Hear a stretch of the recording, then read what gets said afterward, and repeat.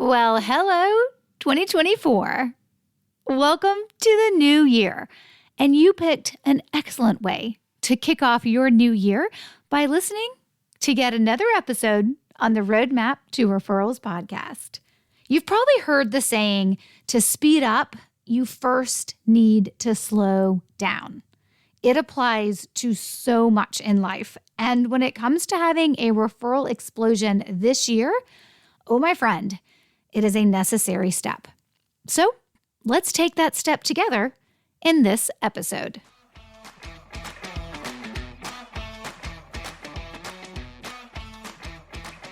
Hey there, and welcome to episode 290 of the Roadmap to Referrals podcast, a show about helping you build a referable business. I'm your host, Stacey Brown Randall. My journey from a business failure to a successful business now 10 years in, I know generating referrals naturally and consistently has made all the difference. Working with clients around the world, we leverage the science of referrals, protect relationships above all else, and help you build a referable business. All right, let's dive into this episode, our first episode of 2024. And it's such a great time to talk about gaining clarity, and specifically gaining clarity around your goals for referrals this year. So I'm going to take a couple of episodes and we are going to break this down. And it's going to start, of course, with this first episode, and we're really going to unpack some of the things we need to have locked and loaded and understand crystal clear so that we can have the right clarity to set the right type of referral goals for this year. So there's a couple of things I'm going to talk about in this episode, and we're going to do a little bit of backtracking. That's that slowing down to look back to be able to look forward so that hopefully you can move faster to accomplishing your referral goals this year. So like I said, we're going to break this down over a couple of episodes. So I want you to stay with me throughout the next couple of weeks. I want you to stay with me throughout the entire year and come back and listen to every weekly episode, but specifically for helping you gain clarity around your 2024 referral goals, I want to make sure you kind of stick with me with these episodes. So as you're listening to these, there's going to be some work for you to do. That's okay because you're a business owner, which means you are perfectly capable and completely willing, right, to take a minute, pause, and do the work, because that is going to give you everything you need mapped out to have the referral success you want this year, starting with the right type of clarity. So first thing I want to talk about is capacity. And that may feel like kind of a weird place for us to start when it comes to really diving in and understanding what our referral goals should look like. Is why are we starting with capacity? Because actually it defines everything. And I think it's really important, and I think it's also something that business owners overlook, is what their capacity actually is. A lot of times we'll set revenue goals and new client goals or referral goals or whatever it is for the year or for the next couple of years, however you're used to setting goals. And we'll set really big goals, which are great. Or maybe you'll set medium-sized goals in comparison for yourself, right? I'm not saying your goals are medium-sized goals, but whatever goals you set, I find that people don't actually tie that back to the capacity that their business can support. I spend a lot of time, probably maybe more than I should, but I spend a lot of time thinking about, if I do X, Y, Z, whatever that is, what is that going to look like on the day in and day out of me running my business? So when I say yes to things or decide I want to launch something new or decide I want to change up something, I spend a lot of time, before I say yes to that, I'm like, okay, wait, what does this look like in terms of the amount of work? And when am I going to do that work? And what are the outcomes and the objectives that I want to get out of all that work that I'm going to do? This may sound a little a little grinchy, so to speak, just thinking of the Christmas holiday, or a little bit of a bah humbug of wait, you set goals and then immediately you go into what is this going to look like in terms of making the work happen. And I don't do that from a negative place. I don't do that from like, oh my gosh, that's so much work. And I don't do it from a place that, a lot of times when you think about the science behind setting goals and you'll set goals and then your brain will go into like the 15,000 reasons why you can't do that. And it's like your brain's way of keeping you safe from like stretching yourself because, your brain likes routine and it likes predictability and it likes keeping you where you are. It likes a comfort zone for a reason because it is comfortable for your brain and your subconsciousness. And so when we set goals or we set expectations or we decide we're going to do something different, there is a place in our brain that goes completely like, no. This is not why this is going to work. That's not what I'm talking about. I don't come at okay, what does it look like to make this happen from a negative place? I come at it from a perspective of, okay, I want to make this happen. Let me back into what that's going to look like. And does that align with how I'm trying to live my life and run my business in the season that I'm in? And so when I talk about capacity, I want you to think about it from the perspective of what your business can actually handle based on the season of life you are now in and that you want to do. If you are in a season of life where you're all about how much can I grow, how much revenue can I make, great, love it, go, right?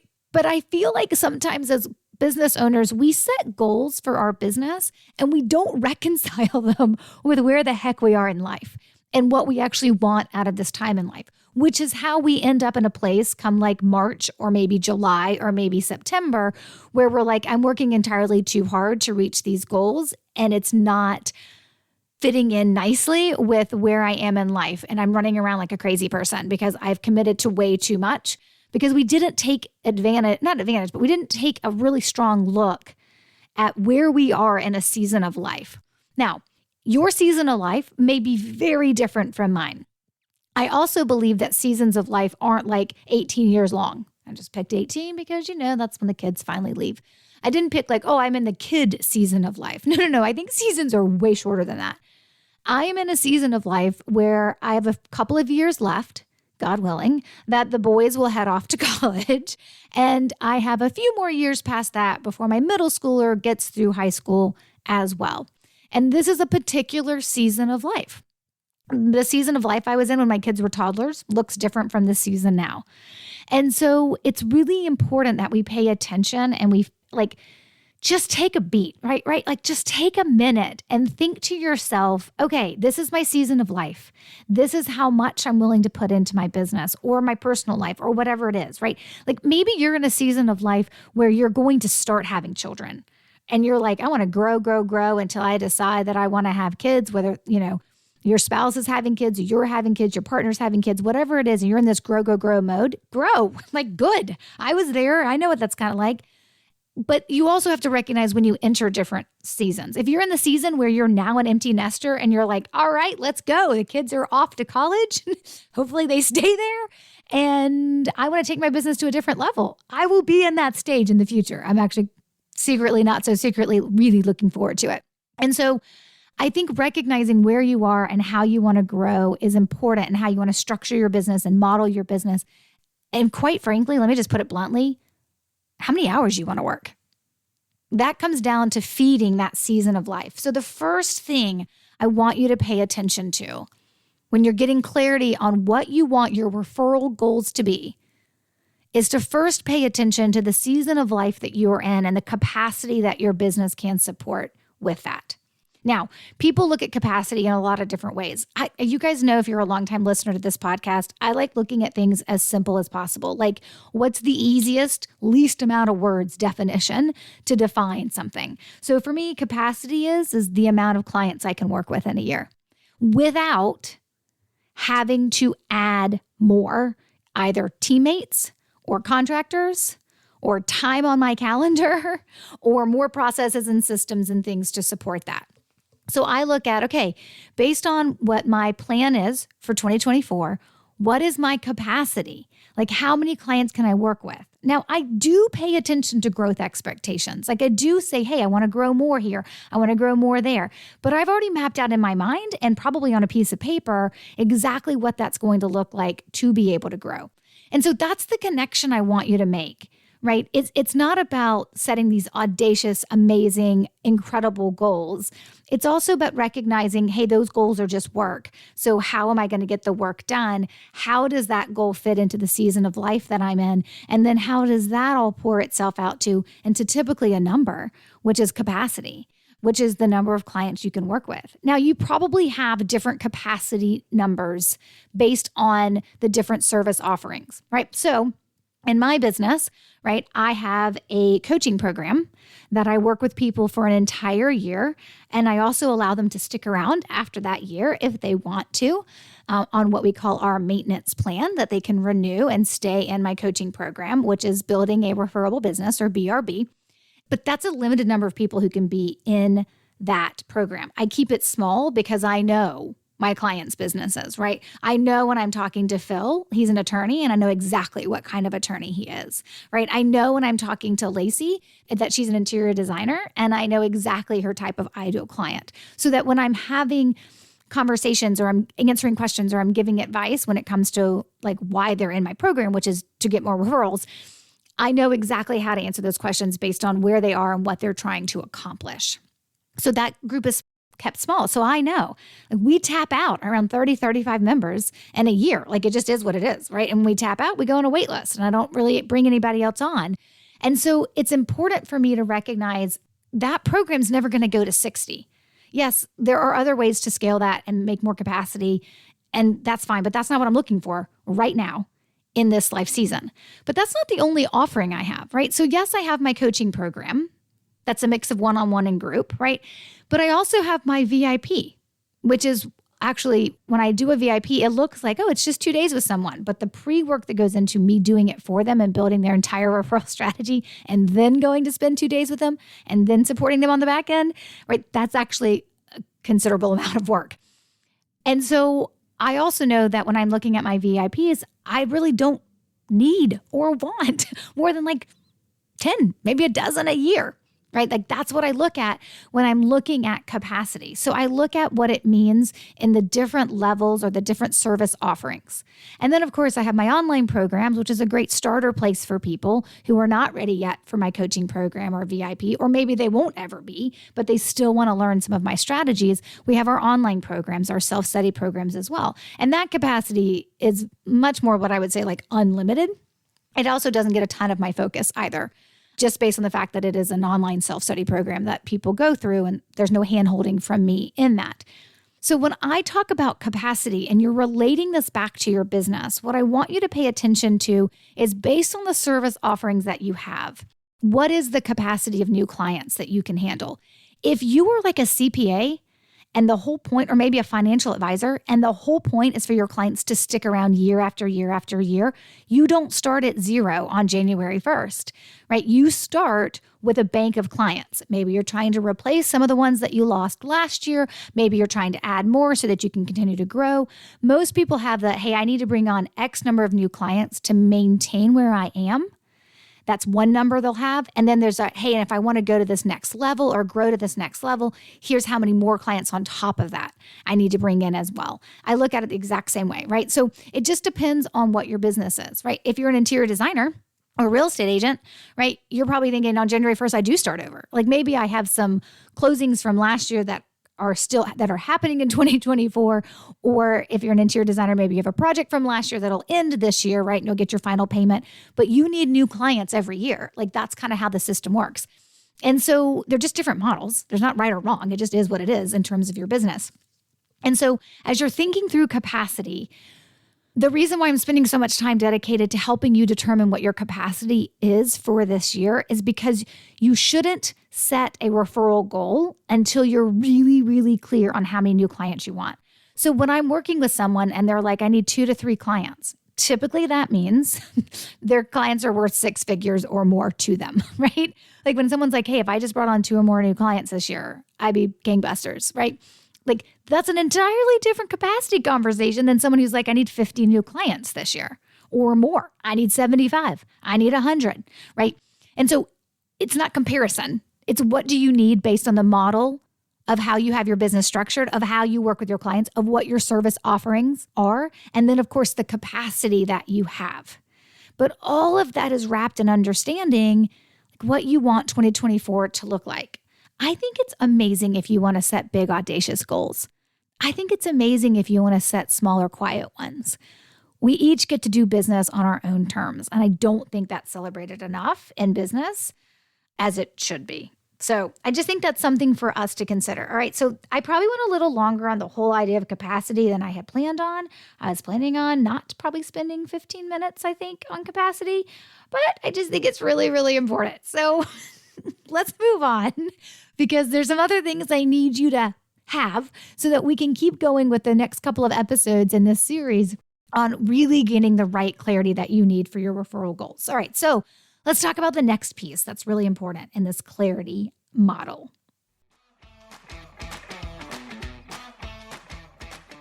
Hey there, pardon the interruption. It wouldn't be a new year if I didn't plan to do a live teaching. Call it a workshop, a training, a webinar, whatever. Coming up in a few weeks, I'm offering 2 different times for you to choose from so that you can learn how to finally receive the referrals you deserve this year.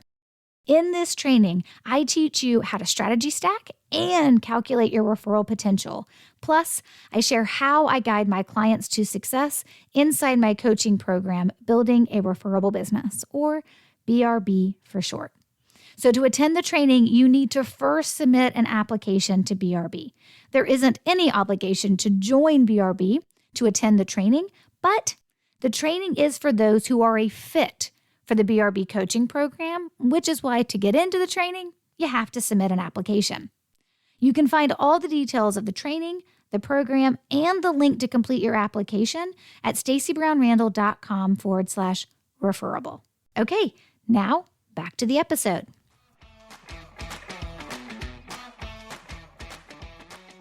All right, so we have capacity. We understand what we're looking at in terms of revenue or number of new clients, returning clients, right? The things that when we're looking at those metrics of what it looks like for capacity. The other thing I believe that you need to spend some time doing before you start setting goals is you need to do a little bit of time reviewing your last year results. So what I pulled out and what I'm looking at that you cannot see because I'm not doing a video podcast. It's audio for me right now, audio only.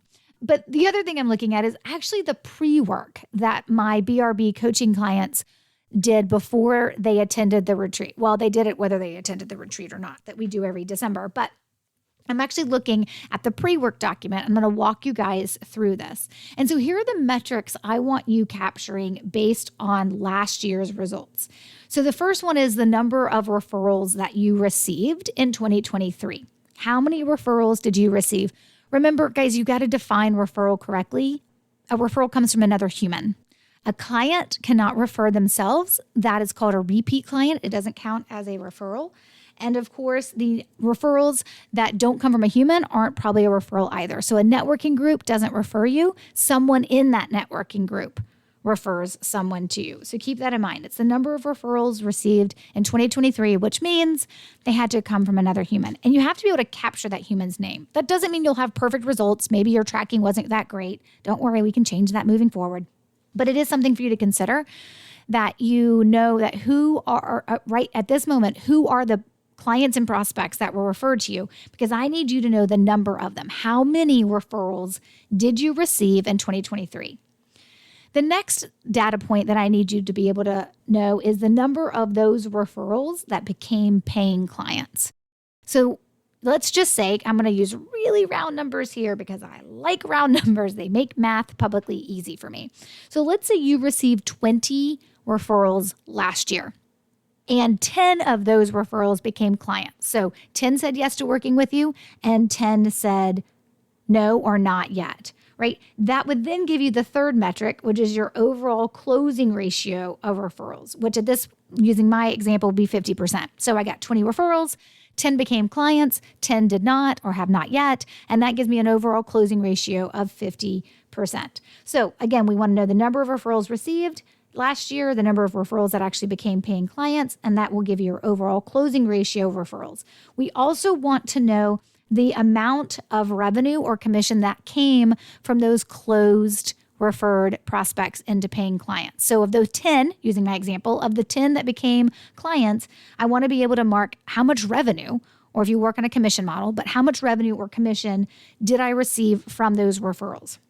It doesn't matter if you haven't received all the money, just write down what you will be receiving. I know some of you take payments and different, we take 50% up front and then 50% at 6 months or whatever it is, right? It's the amount of total revenue that client is going to be paying you. And then, of course, we had 10 people who said no or not yet, which could also mean some people are still in process. So of those 20 referrals I received, 10 became paying clients. Let's say, for sake of our example, of the other 10, 5 were hard, fast no. But the other 5 were more like a not yet, and I'm still working on them. If I think they still have potential, right, we consider that the amount of revenue or commission that's still in play, right, or in process from those referrals. So what's the revenue? If I did close those other 5s that are more like, I haven't gotten a no, I haven't gotten a not yet, right? What is the revenue that could still be in play? Because that's actually important as well. Not everybody that is referred to you in 1 year will close within that year. Sometimes it'll be a year later before they actually close. So we then want, of course, track the amount of revenue or commission that's still in play and process from those referrals, the ones that could still close into a client.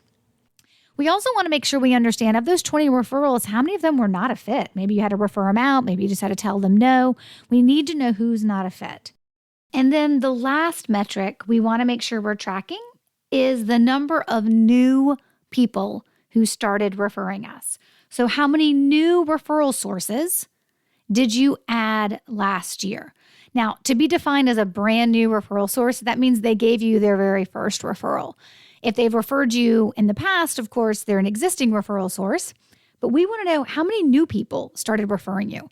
Some of my clients, that is actually where the bulk of their growth in 1 year will come from. It won't necessarily be from existing referral sources referring them more. I mean, sometimes it will, but sometimes it won't. Sometimes the bulk of the referrals that they receive in a year come because they cultivated brand new people referring them. So you may not be doing any active cultivation of brand new referral sources, but it doesn't mean it may not happen for you, right? And so if you had anybody refer you for the very first time, let's make sure we know who they are.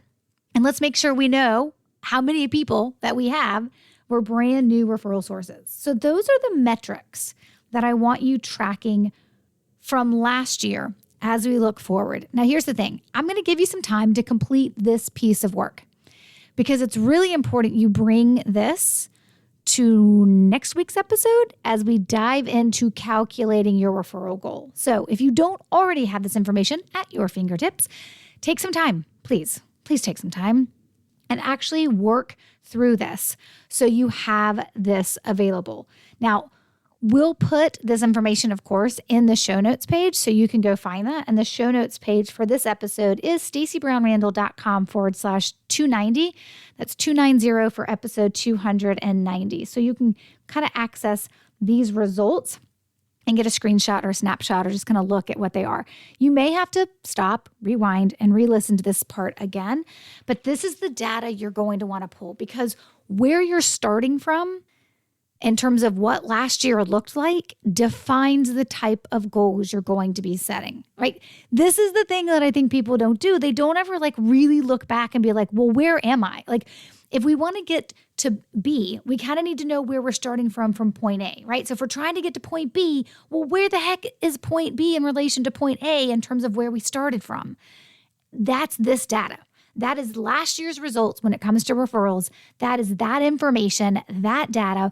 What does that look like? What are those numbers? Because we need to use that to set our calculations for our goals for referrals for the rest of this year, for 2024. Okay, and here's the third thing I want you to consider. When you are trying to gain clarity on what your referral goals are going to look like for this year in 2024, you need to just make sure you're very clear on your growth expectations. I've talked about this a little bit before when I was talking about capacity and understanding where you fit with capacity and relating that to your life season. But get really clear on if you want to grow and how much you want to grow. And what does growing look like in terms of maybe scaling, new staff, new contractors, new time on your schedule, new tasks on your to-do list, new processes, new systems. There's absolutely nothing wrong with being like, hey, last year was a great year, and I would like a repeat of that. That's a fantabulous goal.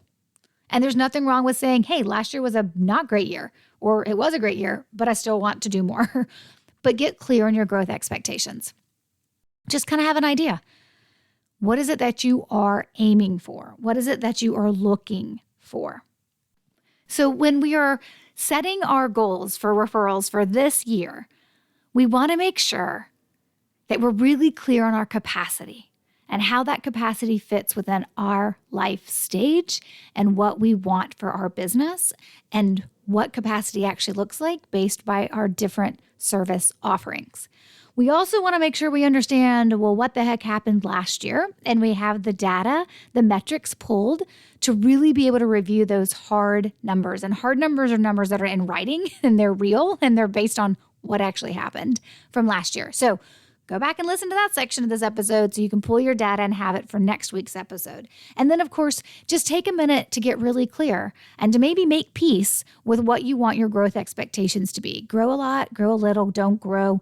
Maybe some of you may even want to scale back. Maybe you had such a huge growth year, right? It doesn't matter. We're not comparing this stuff to anybody else. This is for you and you alone. But make sure you go through these 3 parts of this episode and bring all those thoughts and all that data and all those notes in writing, please. Bring all of that to next week's episode, because that is where we are going to start diving into calculation of your referral goals. Okay. Everything I'm talking about, the resources that we mentioned in this episode, as they can with every episode, can be found on that episode's show notes page. And the show notes page for this episode is stacybrownrandall.com/290. And Stacy has an E. All right, we're back with another great episode next week, created with you and your needs in mind. Until then, you know what to do, my friend. Take control of your referrals and build a referable business. Bye for now.